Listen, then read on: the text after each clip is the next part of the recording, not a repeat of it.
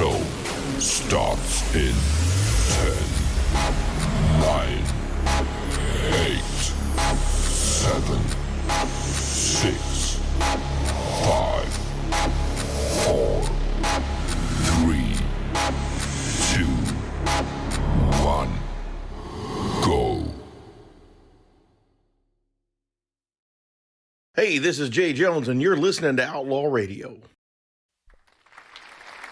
Tactical nuke incoming!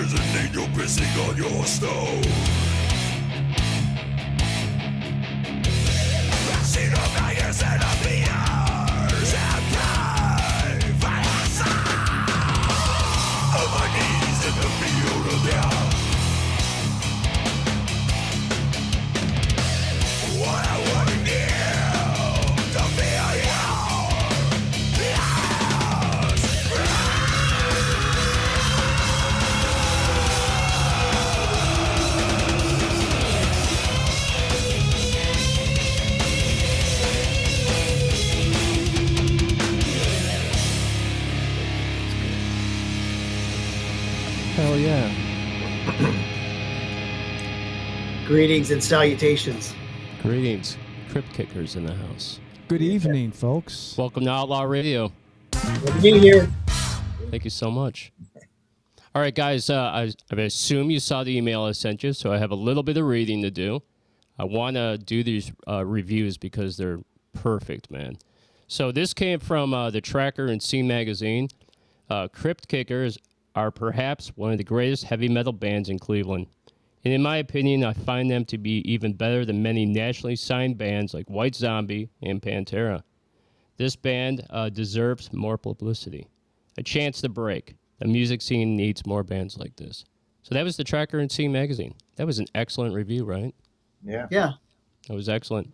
I dig it. One of the best metal bands to come out of the Cleveland music scene in a long time. Their song Numb was the most requested song for 8 weeks straight. And that was Scott Goodson said that from WOBC 91.5 FM. Overland, yep. Very cool. Yep. Still good friends with him. Yeah, for sure, man. These are great reviews. So Cryptkicker is metal that has a melody through, a pounding sound, elevated by a distinct vocalist, and especially thick riffing. And we heard that in the last song, for sure. Jim loved it. He's like, this is great, man. Yeah, we see him. We see him. Yeah, man. He was moving his head. He's like, oh, this is great. Yeah. He's got great like, taste in music. Yeah, he's like, where are they playing? You're playing in Winchester soon, right? Yep, June 28th. Yep. June 28th. Write that down. Let me write that. It's down. Okay. All right. So, Brian Zukakis from WUJC 88.7. Yep. Cryptkicker's debut delivers aggression and intensity with strong grooves. Power metal is back in Cleveland. Yeah. Fantastic review. And then in Scene, in 2000, wrote that Cryptkicker plays so often in Cleveland, it's virtually impossible to read show listings without coming across their name. They deserve credit for never resting from their task. And that was said by Scene magazine. That was pretty cool, too. That was a busy time in the 90s and early 2000s. That was a busy time. You guys just have a ton of reviews. I was reading through all of them. Here's one for you. This will take you back in time. World Series of Metal, 1998, at the Agora with Cannibal Corpse. Yeah. Tell us about that show and how that came about for you guys. Well, I don't remember much about that show. That's fantastic. Well, we played with Cannibal Corpse quite a few times, actually. But that was when Mitch from Spotlight Talent was doing the World Series of Metal. And so we had actually played that show with them. We played in Detroit with them at Harpo's. So we played a few shows with Cannibal Corpse. So a lot of that was through Spotlight Talent. Mitch was actually managing us for a time. That's Mitch Krasinski from Spotlight Talent. He owned the Flying Machine Lorraine. Correct. That's who taught me everything about the music industry. Really? I worked with him at the Flying Machine. I used to run lights. Oh, really? Yeah. Mitch, and he's been gone a long time. God, it's hard. It's almost 17 years he's been gone. Oh, man. That guy deserves a round of applause. He did a lot. Amazing guy. He did a lot for metal, in Cleveland. He did a lot, and everybody had a pretty strong opinion about him, one way or the other, But we had a beef with Mitch for a while there, But it was just better to put it to rest and work with them, and we did for a few years. We did. Mitch was managing us, and we did a lot of stuff out of Cleveland with Mitch. It was cool. I mean, we did Cradle of Filth in their first show in American Columbus. That was a big deal.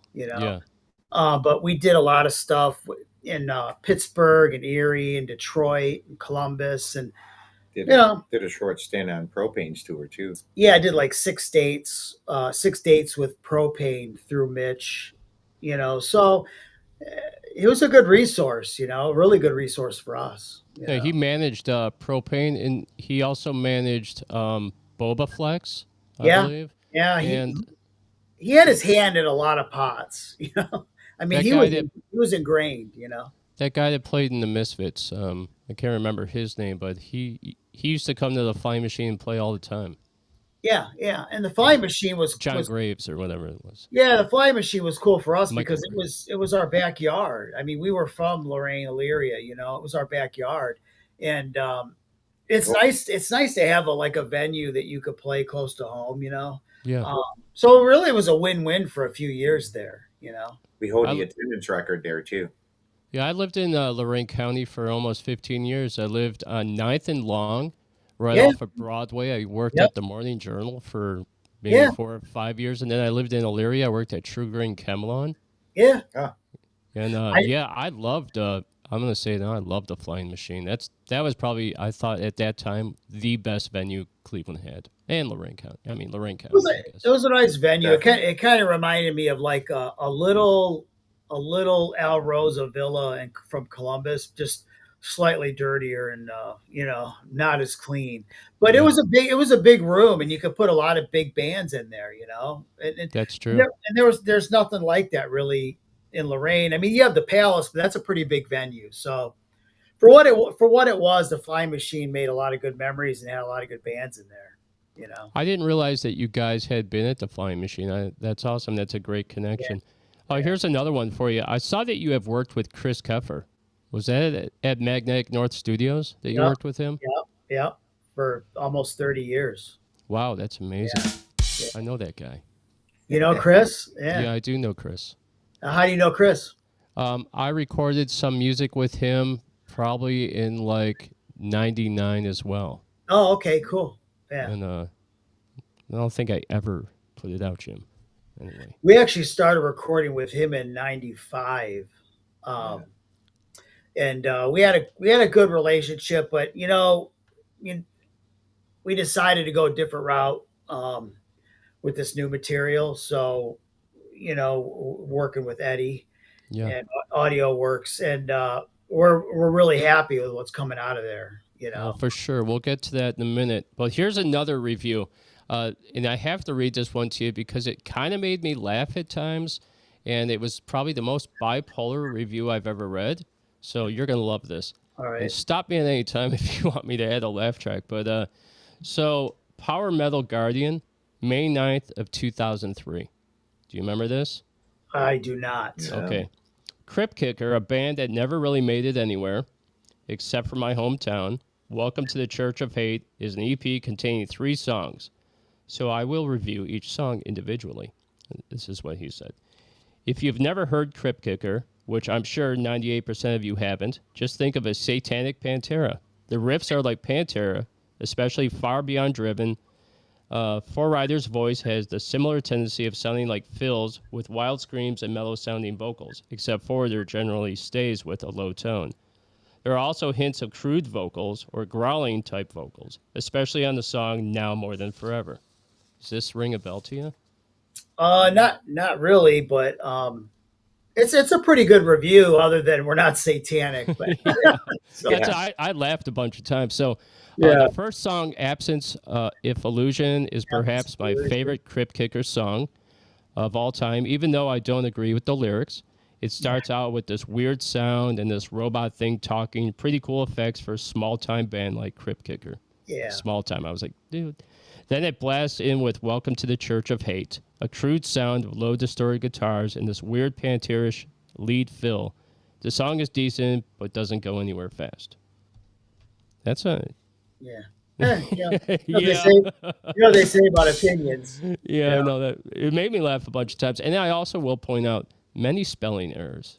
So well, there you go. What do they say? Always consider the source. That whole thing. You could say, welcome to the Church of Hate. So these guys are satanic. That's the farthest thing from it. Your body's a temple. Your church is right here, man. Whatever's inside here, that's the church, right? So you don't have to be in a brick and mortar with a cross on the wall to be religious or whatever. So for me, the Church of Hate was whatever's in your head and your heart. You know what I mean? So it had nothing to do with God or religion. You know what I mean? Kids got it, but adults didn't. Man, it's good stuff. We loved it. I like all the lyrics too. I think it's super cool. All right, guys. This is the thing. We get it. Cleveland's a small market, okay? Yeah. But you guys have been killing it since 1991. You've seen so many changes in the local music scene. Can you guys tell me in your words how the Cleveland music scene has changed? And putting you on the spot. Well, in the 90s, it was amazing. It was like after the grunge stuff of the early 90s, the metal stuff was popping up, and it was great. There was just tons of clubs, tons of venues. There was just a lot of bands. College radio it was just such a big resource back then, and that's where you went for your metal, and they played local metal, and it was like electric in Cleveland in the mid 90s. And then in my opinion, like two things happened in the early 2000s that I think ruined the scene in Cleveland. 9/11 was the start of it. When 9/11 happened, it just cast this weird pall over the scene. People didn't go to live shows that year. Everybody thought everybody was going to get blown up or attacked, and parents didn't want their kids going to clubs. So things kind of like they hit the brakes. Gas shot up huge in price. So when it used to be you could get to Detroit for $50, it was now $200 to get to Detroit. It was now $200 to get to Erie.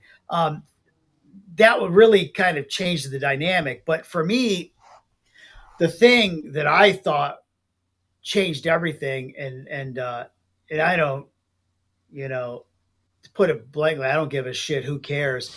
Is Guerrilla Productions and the pay to play thing ruined Cleveland metal, absolutely ruined it. Where you used to have a show with 3 or 4, or 5 bands maybe. Now it was 20 bands, and it was disrespecting bands and put them in on 3 stages and telling them they have to buy tickets and this and this and this. And it just sucked. It just sucked. And then Cryptkicker would get contracted to play shows at Peabody's or wherever,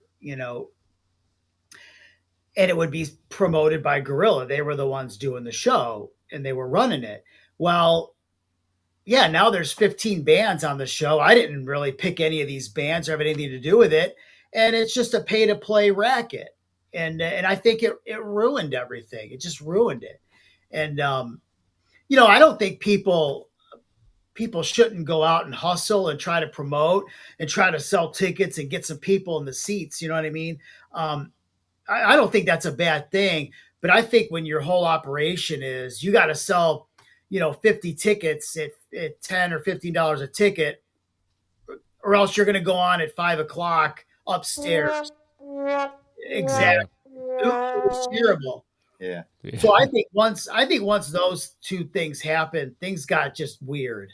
In my opinion, they just got weird, And then young bands didn't get a chance to, if you're playing at noon, 1:00, there's hardly anybody there. Yeah, you're right. Even when they would start them at 2 or 3 o'clock, nobody's there. So the younger bands, nobody saw them. They didn't pick up any following. We used to do it with 3 or 4 bands on the bill. The club was packed. Almost anyway, where the younger bands got seen, and there was people exposure. would go see them. Yeah, there was exposure. You're right. With what they were doing, once they realized, well, man, we can only fit 8 bands on this show. Well, let's build another stage. Well, where do you want to put it? Put it in the bathroom. Hey, we can get 4 more back there. What about upstairs? We'll put one up there. And then you literally have like 3 bands playing at the same time. It was just such a disgusting money grab, and you're right. I did it. But we were like in the thick of it, like they were running like Peabody's and everything, and that's what was happening, You're right. It does. Hey, do you remember that place that was in Parma? There was a big venue there. They had a pretty decent sized stage, medium sized club, and the promoter there that did all the shows there was starting to bring in some really big bands, and he basically stole all the money. Yep. And left. Do you remember that guy? I can't remember that dude's name, but or Jigsaw, not the saw. Jigsaw. The Jigsaw, yes. Yeah, Jigsaw. Yeah. That was a racket too that they were running there. Yeah, it seemed like, not to sound cheesy, but man, it seemed like the 90s in Cleveland was magical, for the metal scene. You had huge bands like in Cleveland drawing, you know what I mean? It's like every weekend you could see good metal shows, but then, eventually they all started falling away and Flashes closed. And, there used to be the Empire back in the early 90s. And and you had like Peabody's, but then the Flats got wrecked, and then eventually all these things went away. The Odeon, the Flying Machine, they all like went away. You know what I mean?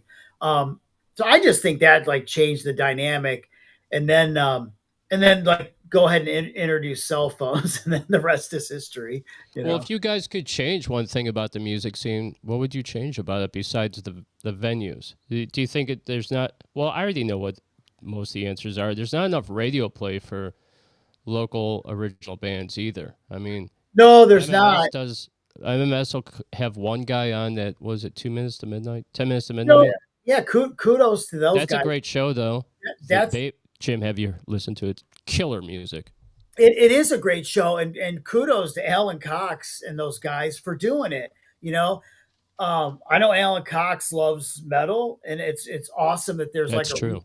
There's a resource for like Cleveland metal bands, and there's still college radio, but the problem is technology has saturated everything. And like, in the old days, we'd go put flyers everywhere, and like, you go to the record exchange and you'd look at the window, and like you'd see all these flyers and all these bands, and that's just kind of stuff is gone now. It's just not like it used to be.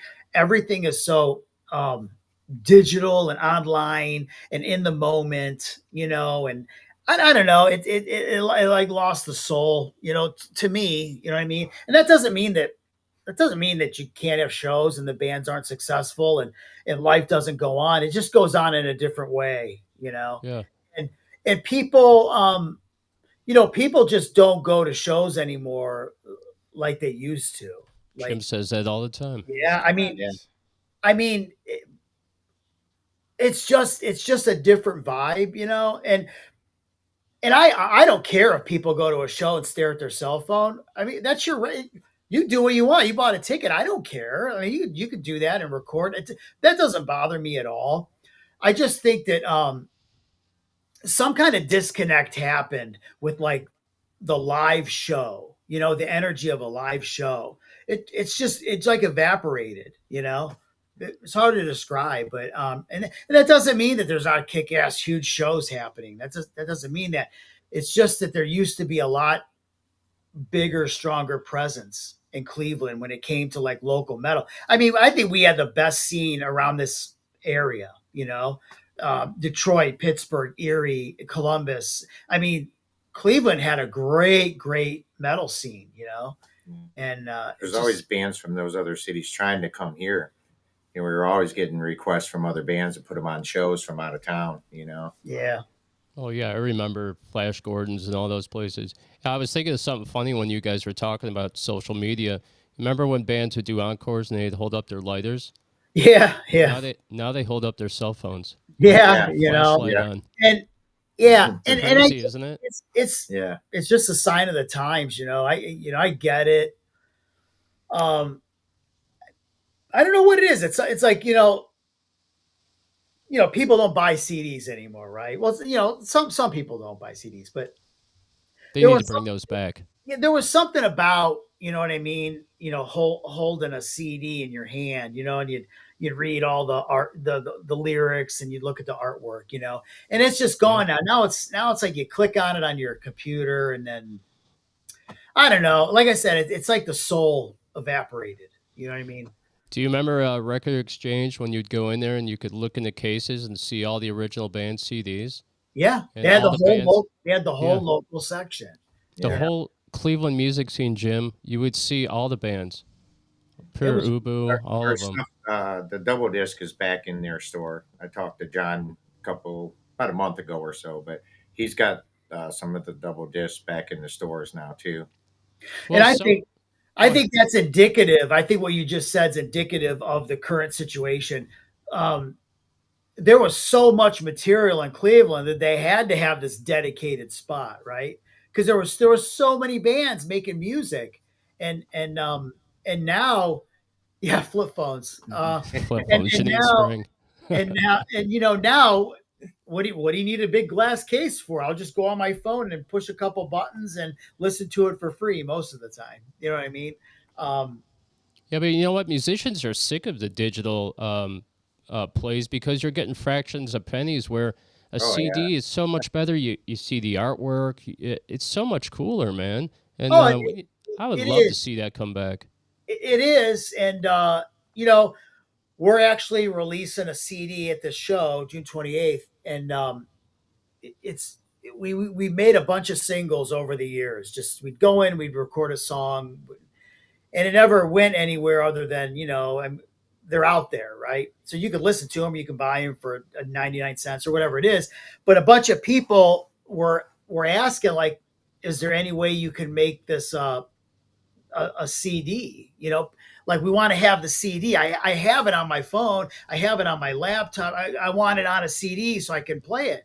And I talked to Rob, and I'm like, yeah, let's just throw them all on a CD. And so we did, and that's what we're gonna sell. It's 13 on there, I believe, right? Yeah, so That's we'll excellent. sell that at the show. You know what I mean? All right, So- cool. Well, talking about making music, you're in the studio with Eddie Temecco recording new material, right? Yep. Will that music be released as singles, or do you have like a bone-crushing EP that's coming? And also, Well- I must admit, I was in the studio with Eddie, and he played me some of it. And it Yeah, was very cool. Sneak peek. Yeah. There's 5 tracks recorded, and it's probably going to be a bone crushing EP, is what it's going to be. Nice. And it's going to be on. Bone Yeah. crusher. And it's going to be on CD. We're going to put it out obviously on all the digital media platforms, but it'll be a CD because people want them. I still buy. I just bought the Cure's CD when it came out, the latest one. So I still buy CDs. I buy albums. I buy cassettes. I still buy everything. And I know there's a lot of people that still do that. It seems like a lot of metal people still do that. I'm waiting for 8 tracks Yeah. to come back.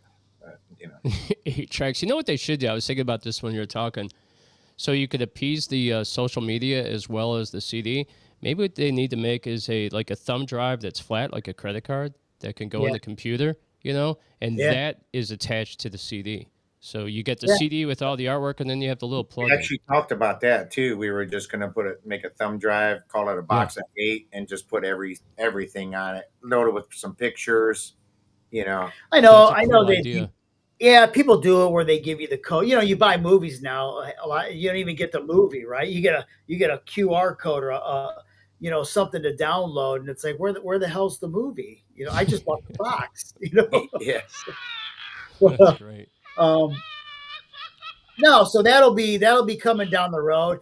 We're super happy with Eddie. We met Eddie for the first time in early April, and just a great guy, smart guy, and Very laid back. I mean, like it just makes me rethink, 30 years. I wish I would have met Eddie sooner. You know what I mean? Technology changes over the years, and when the first CD was almost 30 years ago. Things change. The Rolling Stones sound different than they did in the 60s versus the 90s. Technology changes. Yeah. But it was just something different with Eddie. It was more than the technology. Like, for me, it's like I couldn't believe how well he made. Just as from my personal opinion, how well the bass sounded. It was the nicest my bass has sounded in 30 years, and I'm like, geez, man, why did it take so long? You ever watch him in the studio? He's always tinkering with everything, and he creates the greatest sounds that come out too, man. And he's like really fast. He's really fast. You talk about someone that knows their craft. I mean, it's Eddie. It's like I'm just like beyond measure impressed with everything that we've done so far since April. And he's like committed. He's in the project. Like, he wants it to be as good as it can be because his name's on it, right? It's like he's not just pushing it through and getting it out the door just to make money. He wants it to sound great, and we're all just really impressed with how this process is going. He did wonders with my vocals, and that's not easy. His mastering is excellent. Oh, his finished product sounds so good. It does. I was in the studio this week with him, and we were working on a part, and it repeated, and before you knew it, he had the one section that I completed, he had it cut and pasted or whatever, and all these sections, he's working so fast. I missed a note on one line. Well, I'll just add that note. How did I add that note again? So, Yeah, cool. So I'm thing going about back. him, I had a good time. The cool thing about it is while you're doing something, he's always tinkering, so he's always doing edits. So you're not wasting money. You're not sitting there and the guy's just listening to the song. He's actually working in between, which you don't see a lot of that. No, he's working 5 steps ahead. And one thing I will say for Eddie is just extremely efficient and honest. You know what I mean? Like he's working as fast as he can, and it's like, Eddie, you get paid by the hour, brother. Yeah, he doesn't care about that. Way to go, Eddie, man. No. Way to give it back. Yeah, he doesn't care. He knows how to get the best out of people. He's all too. about the music. His suggestions. A friend, Steve, was there a couple nights ago, and they were both talking about the song we were working on. It was so professional, and it was such a pleasure to be in an environment like that. I want to go back right away. So when do you guys? No, you're absolutely right. When do you guys plan to have the music out? That's a good question. Probably late summer. I mean, it's all the recordings done. Now we've done like 5 mixes. So now we're just tinkering, like final adjustments, so it's close to being done. Right now we're just kind of focusing on the show for the end of June. And then I just texted Eddie yesterday. I was like, let's shoot for like early July to finish it. And then at that point, it'll just be a matter of like artwork and, production of getting it ready to go, Well, since you brought it up, tell us about that show. June 28th? Yeah, we don't know anything about it. I mentioned to Jim that I saw that you guys were at the Winchester, but I didn't really look to see who the bands were and the price and when it starts and all that. So, Cryptkicker with Stress Lord. And I don't know if you know who Stress Lord is, but if you remember Odious Sanction back in the day. Yeah. So it's Scott and Stress Lord. Two of my favorite bands in Cleveland are Stress Lord and After the Apocalypse. And I love Stress Lord has this tune, Callous by the Anchor, and I'm always posting it on our page. I think it's just an awesome tune. And we played with those guys for years, but Odious is no more. And so I was pretty excited to ask them if they could get on the show, and they wanted to get on it, and it was thrilled. So they're on it, Stress Lord. Trunk Ride is on it. Trunk Ride, it's more punk. It's a good guy, Jesse Massey. It's the guy that does our T-shirts and all of our printing. Just good dudes, man. Salt of the earth, good dudes. Like everybody on this show is like salt of the earth. It's good guys, Yeah, definitely not a ego. Hey, you said After the Apocalypse was on that show? No, they're not. I was just referencing them because okay. The 2 bands I listen to a lot from Cleveland right now are After the Apocalypse and Stress Lord. So I like that song Pet that they do. Yeah. We saw them play it a couple months ago at the bowling alley. So yeah, I saw them play live last summer, and they packed the house. And Eddie Hersky went into that new song. He's like, "Oh, this is gonna be on the new album." They played out. I was like, "Man, this is really good." So I really like them. I like them too. Oh, those guys are great, and the best part is they're just nice dudes. They're just good dudes. You know what I mean? It's like that's what I like. It's just like laid back and chill. That's what this show will be good with Stress Lord and Trunk Ride and Heartstompers on the show. They're a younger band out far west, like Norwalk area. But it's a good variety I think you got 4 different sounds that night. That's cool. So are you doing pre-sale? Yeah, pre-sale. You go to ticketweb.com and just punch in Cryptkicker and find them. Oh, nice. And what time do you guys, are you headlining? Yes. What time are you playing? Like we usually play 11 o'clock. Oh, very cool. All right, here's one for you. Will there be a music video to follow that's done at BVS and AudioWorks for the new music? Absolutely. In that huge-ass green screen room? I couldn't believe that room, man. I can't wait for that. We checked that room out. It was like, oh, my God, why haven't we been here before? this room is so cool. Yeah, it's awesome. It's just, Damage Inc. just did a music yep, video. Yeah, just yeah, watch that. yeah, it's awesome. Eddie had played us some clips of it while we were in there too, and I was like, oh man. Eddie got to be in the music videos. He got Yeah, to it put was bass cool. on Yeah. the track. No, it was, yeah, everything. I just love that place, man. Everything about it is like it exudes excellence, Yes. There's It's a good just- energy there too. There's nothing else like it in the area that I know of.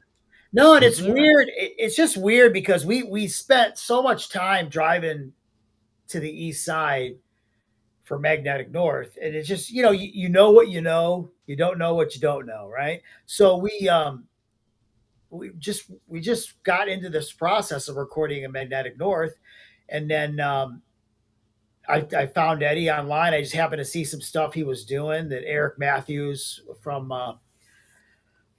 After the Apocalypse, and there's about 57 other bands that he's in. But I saw some stuff he was doing, and I'm like, you know what? Let's just if it's good enough for Eric, it's good enough for me, And so I called Eddie, and the rest is history. That's great. Hey, so talking about music videos, how do you guys feel about AI? It doesn't bother me. I know there's a lot of people piss and moan and cry about it. It doesn't bother me. I Guess love what? it. Guess what? In The Exorcist, she really didn't turn her head all the way around. It was pretend, you guys. Yeah. I think everybody is just making such a big deal about it. I It's like agree. it's a Doesn't affect tool. my life. It's a tool. I mean, Yeah. it's a tool. Now, can it be used the wrong way? Like everything in the world, can it be corrupted and used the wrong way? Sure, it can. But like, what's wrong with like trying to capture like maybe an idea that you have that you can't really find it, and so you have to show me a picture of hell with this, and it pops some stuff up. I mean, what's wrong with that? You know what I mean? And I'm not. Just think how great book reports are going to be. Yeah,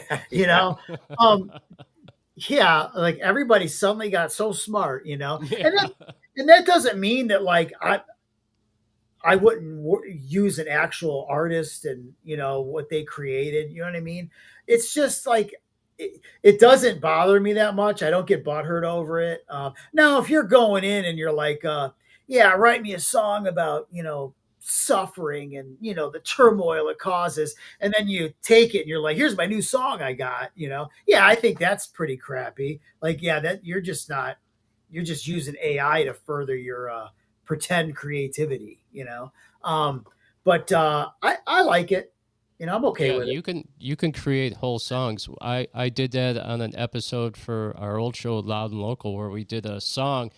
I picked country metal, man, and I just picked a topic and it just said my name and a bunch of stuff. It was so crazy, and it sang in the style of vocals I wanted. You could pick the John Bonham to play drums if you wanted. What is that? It's that Copilot. It's like AI Copilot comes up on Microsoft, Right. and the one day I'm like, it's just like I never seen it before, and it popped up, and I'm like, what the hell is this? It says, ask me something to write or whatever, and so I put in there, like I didn't know what to expect. I thought I'd put something in and it would give me like 2 lines of something. I said, tell me about walking through a graveyard at night and what some of the things would happen. It put out like 6,000 fucking words in like 6 seconds. And Yeah, man. I'm like, oh my God, I didn't expect that to happen, Well, it's And, all going to be fun and games until Skynet. Tactical nuke incoming! No more homework needs to be done. No, yeah, man. I mean, It's gonna I don't change know. Yeah, everything. I don't know what the education system is going to do to Really? combat How this. it's I don't know how you could defend against it, really. Yeah, I'd be like, hey, man, write poems like Edgar Allan Poe for my literature class. Yeah, 10,000 poems. yeah, because you guys, I'm sure you remember back in the day, you had to write like, especially like senior year, you had to write these essays, right? Yeah, it sucked. You were going to get graded on these, and these were like, how many thousands of words, and like you had to come up with this stuff, and now it's like you can just click, and your essay's done. The problem is there'll be 30 other essays that are just like yours. Yeah, that's funny. You don't All know right. who to believe anymore either. That's You true. Right. don't know. They could say No. anything, and Hey, I'll say this: the background that you probably saw at the beginning of the show, and we'll end the show with it when we pull everybody out. I created it with AI. Yeah, I mean, I guess again, well, I'll defer to what I said earlier. You know what they say about opinions. It's like you like it, you like it. You don't, you don't. It is what it's not going anywhere. So you might as well Yeah, embrace it. be comfortable with it. All right, so I have a controversial one for you, okay? Okay. And it won't be too in depth, but All right. the Cleveland music scene, as I was told, is a tight knit community, woke and outraged over just about everything. With your style of music, does this scare the hell out of the liberals out there? Does it scare them? No, I I don't. don't think so. I don't think so. Everybody listens to our stuff. Awesome, awesome. There's a lot of people that are like far left that listen. There's a lot of people that are far right. Good answer. There's a lot of people that I think are just out there, way out there, that listen to it. And there's a lot of people that just sit around and smoke dope and don't care. You know what I mean? It's like it's Good a answer, wide man. it's a wide net, brother. It's a wide net. Good answer. Yeah, Yeah. definitely. Because I think music brings people together, right? So we can't have diversity in music, man. We have to just all come together and jam. And that's a That's one definitely thing. the thing. That's one thing that I'm not happy with. I think there's just too much political injection in everything, and it's like, just make music, man. That's what we use to escape, right? Yeah. That's why a lot of TV shows I have a problem with. It's like, or movies, they want to put like a message in there, or and it's like, I don't care if it's left or right. I don't want to hear either one. I just want to, exactly. yeah, I want to veg out. I want to relax. I want to be entertained, man. It's like, I think people in general, if you're left or you're right, here's the thing. We all want the same results. We want to be prosperous. We want to be safe. We want our kids to have a good life. We want to have a good world to live in. We just think there's two different ways to go about getting it, right? But we all want to wind up at the finish line in the same place. It's just too divisive right now, and I hate when people put it into my entertainment. That's all. That's exactly right. That's why we like music, and that's why we like going into the studio. Nobody's talking politics. You're just doing what you Yeah. love. That's right. It's an Yeah. art, It's like, Yeah, when I go see a concert, I want to just sit back and enjoy the show and forget about life and just too zone many out bands for that sure. use it as their personal platform to push their agenda, and say, I always say those people don't live in the same world we do. Especially the big superstars. Bruce They got all the Springsteen. money they want. You know what I mean? They don't live in my world. I'm still living paycheck to paycheck. And what they say is right. That they think is right for everybody is not right for me. I just defer back to those signs you used to see at the bars. No religion, no politics. Yeah. And it's like, some people are real sensitive to that stuff. Some people don't care. Some people could have a discussion about it, and some people just get too passionate about it.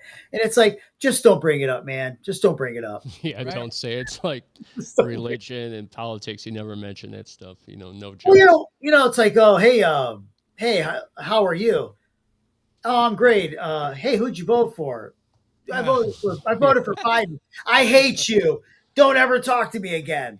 Really? Yeah, I know. It's I like, get that my whole too. thing is like, oh, you voted for that guy? No, okay. You want to get a pizza or something?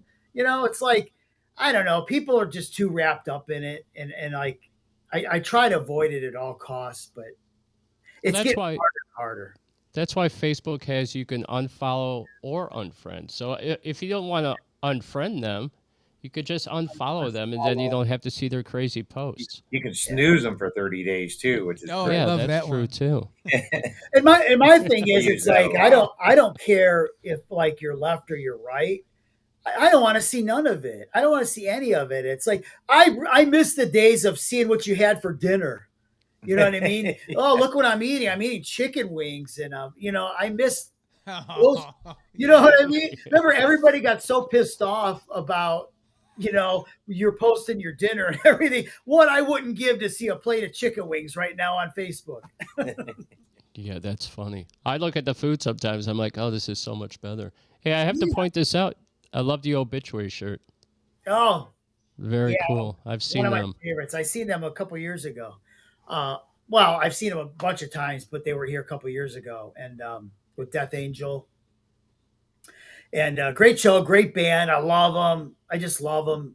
I love their style. So All right, cool. Well, after today's show, Eddie and BVS Film Studios will be creating a short of this. We're going to take some moments out and create shorts so we can load them up on our social media. cool. We would love for you guys to share this as well. And Absolutely. we'll also be uploading the music that we played on the show today, which was Broken Horrors and Gods and the Within, I believe is the other one. And we're going to play another one to lead out the show, which I'm going to be asking you about in a second. Okay. So we would also love to put that up on Rockstar Radio so you can get spins and also get paid for your spins. Although they're fractions of pennies, but you'll get paid for your spins. You know, that whole they go thing is through like that's a double-edged sword. You know, I get why everyone's pissed about Spotify and they're ripping the artists off, but here's the other thing too, though. I could go on. I go to my accounts and I could see like, you know, they're listening to us in Saudi Arabia. They're listening to us in Germany. You're right. That's They're, cool. Like all of a sudden, how come in Australia they did 500 downloads this week? Like why? We never would have had that 20, 30 years ago, right? You're exactly right about that. So, that's super cool, right? It is, and I could tell you to the percentage how many men, how many women, what the ages are. It's just kind of cool. I know exactly what tracks people are listening to the most. I know which tracks is the least played ones, usually the ones Rob wrote. But no, but it's like you gotta get the laugh, man. Yeah, no, but it's so cool to have that information, and I go on our page and I'll put on there, you know, thanks to Scotland, England, Japan, you know, South Korea, Africa, whoever for listening this week. You know what I mean? It's kind of neat because we never would have had that back in the day. You know? Yeah, I was telling Jim today we had a whole bunch of people watch the show in San Diego, California. And I'm like, I mean, isn't I it don't neat? know anybody there. Yeah, it's cool. It's neat. You know, there's a Cryptkicker fan in San Diego, I believe, Nick. Oh, so yeah. I bet you Nick is probably checking you out so he can see. Oh, very cool. Yeah, you're sharing it then. All right, so we definitely want to come out to the show that you're playing at the Winchester. We'd like to bring a little bit of merch and give them out to a couple of your fans, if that's cool with you. We'll give them to you, and you could throw them out to them. Yeah, absolutely. Yep. All right, sweet. Jim, you want to go? Yeah, I'm For going. sure? June 28th. Okay. Hey, all right, so before we end the interview, tell us about the song that we're going to play next. It's going to be God Like a Crush. I really like this, and I think it's super cool. How did you guys come up with this song, and what's it about? Well, you know, in general, the music just happens. We just riff and we just come up with stuff and we throw it together. It's good stuff. Yeah, I mean, it's just how it happens organically, you know. But lyrical wise, you know, I don't like to talk. I don't like to interpret my lyrics to people. I like people to interpret them for themselves. You know what I mean? And I think it's kind of everything's in there. It talks about like a godlike crush. So, you know, the crux of it is basically you reach a breaking point where you kind of smashing everything in your way with a godlike crush. You know what I mean? I think it's talking about a certain situation. You know, and most of the stuff I write is real. It's based on real things that I've experienced, at least the stuff that I write. And that was a particular situation that I was in that was real. You know what I mean? And so I put it on paper, and that was how I expressed that situation. But in general, I just like people to do their own interpretation. Like the guy who thought we were satanic, you know, kudos to him. We're not, but that's what he thought though. Right. You know? Yeah. So that's kind of how I look at it, you know. I don't know if that satisfies your question. Oh, that's very cool. Yeah, I get the satanic thing all the time because we put out a lot of paranormal stuff on our show, and you know we play a lot of metal and metal like this as well. So every now and then we get the Jesus freaks that are like, "You're not very Christian," you know. We get that all the time. We were attacked by Church of the North Coast in Lorraine. Yeah. Oh, that's fantastic. Oh yeah. It Tell doubled us out about the that. sales in the Lorena They, area. we were, this is back in the 90s or Isn't something. that great, Jim? I got a phone call like, hey, Crazy. put on the cable access channel. There's some preacher that's talking about Cryptkickers. I turned it on, and this guy's holding our CD, and then he goes, talking about we're satanic, and he's reading the song titles, and one of them was "One to Blame," and he goes, "It's always someone else's fault. It's never yours. It's always someone else's." And you're devil worshippers, and he threw it in this cauldron, like it was gonna make all the bad go away. And it was like, thanks, brother. You bought a CD. I got paid for that. I don't know how you got it, but I got paid, so that's cool. But again, um, I'm not satanic, but if you really look at the tenets of Satanism, it's really not that bad. Don't hurt other people. Live your life to be happy and free as long as you don't hurt other people. What's wrong with that? Like, I have no problem with that, I've read parts of the Satanic Bible. Yeah. And you're exactly right. And the only thing that separates the two between the regular Bible and the Satanic Bible is in the Satanic Bible, it's about we and us. And then the real Bible. Yeah. And then Satanic Bible, it's all about me and I. But And really, it's not that bad. It's not. I mentioned it to you. It's not as bad as everybody thinks. No, it's not. And look, at the end of the day, aren't we all looking out for number one? That's right. Yeah, We're looking that's out true. for number one. Yeah. And how great of a message is that? Live and let live. Don't hurt other people. Don't encroach on other people. That sounds pretty cool to me. You know what I mean? Just live your best life. Live your best life. It's your life, man. Live it. Yeah, thanks, guys. I'm now satanic. Thanks. I guess that guy was right. You heard of her first from the Satanic band Cryptkicker. We used to have Fantastic. we used to make a shirt years ago, and we had a big pentagram on the back of the shirt, and we'd say, "We're not satanic. We just like pentagrams." So That's it was great. just a something funny to do, just for all the people who thought we were. This will make you laugh. I had a Loud and Local shirt, and it was an upside down cross, and it says "I want to believe," right? Because it was kind of like a mockery. But in the Catholic Church, the upside down cross is a saint. Wasn't it a guy that was hung on the cross upside down or something like that? I can't remember what it was. I don't know, but it made a cool shirt for Cradle of Filth with the chick on it upside down. So that was cool. That looked that for was sure, cool. man. Hey, I heard this on an interview the other day. Motley Crue was talking, and they asked him a question about the pentagram. And they turned that upside down when they put it on their album cover. They were like, "Yeah, man, we were looking through a bunch of symbols, and the one that really appealed to us was the pentagram, so we turned it upside down. We just thought it was cool." But everybody read so much into it about devil worship being satanic, but they were just like dudes from LA. They Yeah. didn't even follow that shit. It's all just image. It's all like imagery, and you know what I mean. I had my brother.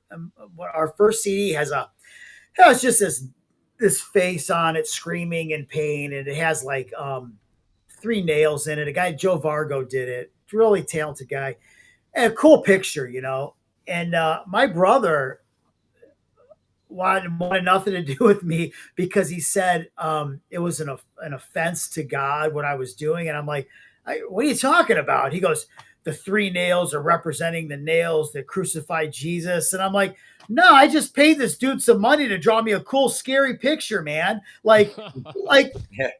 I didn't even Reading too much into it. A little bit. Oh boy. It's like, man, people gotta just get off. Chill. You know what I mean? Just chill. And that was my brother that felt that way. You know what I mean? So I guess I'm the black sheep now. So All right, well, listening audience, they are not satanic. They just like to play heavy, cool-ass rock and roll. This has been Cryptkicker with us. Thank you so much for joining the show. One thing, Pleasure. I think the listeners want to know your names and what instruments Oh, that's you play. right. Go for it, guys. The basics. well, I'm Woody Okay. Hello, Woody. and I play bass. Well, I play a lot of things, but in the band I play bass. And to my left, And Rob. I'm Rob. I'm the lead screamer, better known as the voice of suffering. And who else is in the band? We have on guitar Luke Camp on guitar. A lot Luke of Camp. people, you'll recognize Luke because he's massive and huge. He's a power Yes, lifter. he is. He looks Does like he have never. that upside down cross? Does he? His If- arms are like If he does, massive, don't Jim. ask him about it. So yeah, he's always lifted. He's huge. The only reason we got him in the band was to carry all the shit, the amps and everything. Oh, So- yeah, okay. Should Oh, do a you think charity so? boxing event with Jim and Luke. Yeah. Could raise some money for that. Right. And we got Louis DeSantis. He's playing keys with us now. He played guitar with us. He was in a band called Scar, and he was in Cryptkicker on guitar for a little bit. But right now he's doing keyboards, and on drums we have Arian Dunphy, who's been in and out of Cryptkicker for years. When our original drummer broke his collarbone, Arian filled in. He was in another local band called Scar. So he's played with us off and on many times for 20, 30 years, So that's the lineup. Well, that's great. Jim has never seen you play live. I I have can't wait. in the early days, and it's freaking awesome. So I'm excited for Jim. Yeah. And, thank you so much for joining the show today. It's been Oh, an you're very excellent welcome. interview. Pleasure. Thanks for having us. Very good. Thank you so much. All right, we're going to share the hell out of this. We're going to make shorts. And Woody, Rob, thank you so much for joining Outlaw Radio. You guys have a fantastic night. And this is All right. Godlike Crush. Thanks for having us. Thanks, Good luck brother. with your Rock CD. on, man. We'll see you Thank you, man. soon. Yeah. See ya.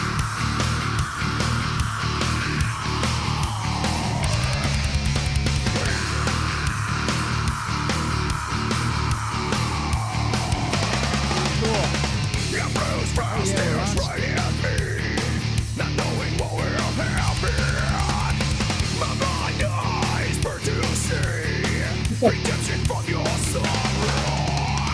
You lost everything. With the goddess touch of hell, I'll take everything. With the godlike crush.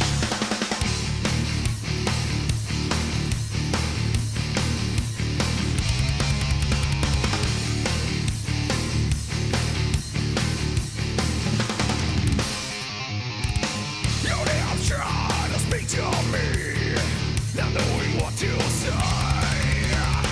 Your eyes burn right through me, realizing your sorrows. You lost everything with the grace of a whore. I'll take everything with the godlike crush.